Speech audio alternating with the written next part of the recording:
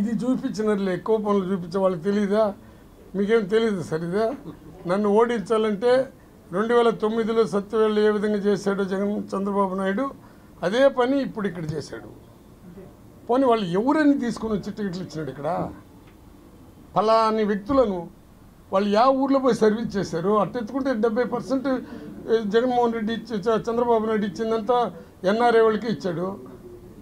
నేను అప్పుడే చెప్పిన ఎవరు నిలబడినా డబ్బులు అంటారని చెప్పేసినాను కదా. నా ఆత్మసాక్షిగా చెప్పాలంటే పేదవాడు ఎదుగుదలను చూసి ఓర్చుకోలేకుండా కోటీసులంతా ఓటైనారు, పెత్తందారులు అన్నారు. వ్యవస్థలో మేము వాలంటరీ వ్యవస్థ పెట్టినామని, లీడర్లకంతా మర్యాద ఇవ్వలేదని, గౌరవం ఇవ్వలేదని, లీడర్లను దూరంగా పెట్టినామని అది కూడా ఒక నెపం తీసుకుని వచ్చి చంద్రబాబు ఏ విధంగా ప్రచారం చేయాలో చేశాడు. చంద్రబాబు మాదిరిగా కార్యకర్తలను కాపాడుకునే పరిస్థితి మీకు లేదు కదని మాట్లాడినారు వైఎస్ఆర్ పార్టీ వాళ్ళు కూడా.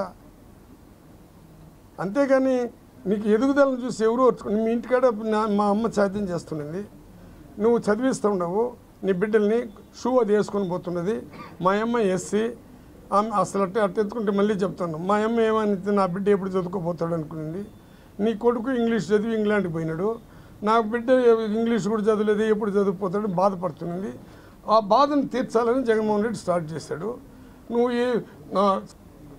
నేను గడప ప్రోగ్రాం పోయినా, దాంట్లో ఆయన పేరు మాలేదు, రమణానాయుడు అనుకుంటా.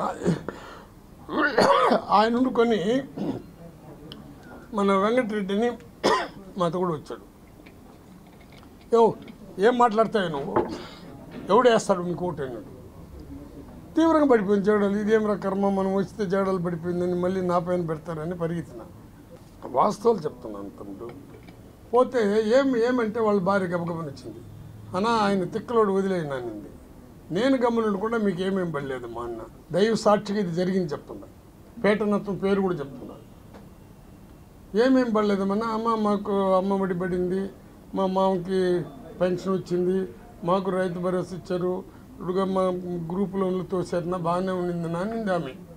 దానికి ఏమనాలి ఆయన అంటే, ఆ మాట అంటే అది వికారంగా ఉంటుంది. మనకు పడింది చెప్పొద్దే, మనకు 2 ఎకరాలు ఉండేది, మిషన్ ఉండదు. ఒక ఎస్సీ కానీ, ఒక ఎస్టీ కానీ, ఒక బీసీ కానీ పనికి వస్తున్నాడా?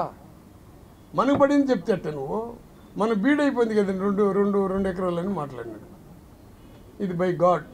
ఇంకా ఇంత ఈర్ష, పగ, ద్వేషం రగిలిపోయినప్పుడు, బెనిఫిట్ చెందుకునేవాడు కూడా ఇది రగిలినప్పుడు ఓడిపోకుండా ఏం చేస్తాం బ్రదర్?